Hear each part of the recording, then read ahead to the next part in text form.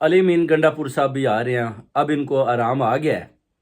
کہ علی امین گنڈاپور آ گیا تو پھر وہ ہمارے ساتھ کیا کرے گا۔ وہ ایک بہت ہی نڈر اور بہادری شخصیت ہیں، اور وہ کرپشن کے خلاف بہت بڑا ایکشن لیتے ہیں، اور ابھی جو ان کو پاور دی جا رہی ہے وہ اب آپ دیکھیں گے کہ کیسے ان کی دھجیاں اڑاتے ہیں۔ اس کے علاوہ آپ دیکھیں کے پی کے میں حالات بڑے خراب ہیں، اس کی وجہ کہ لوگ جو ہے نا وہ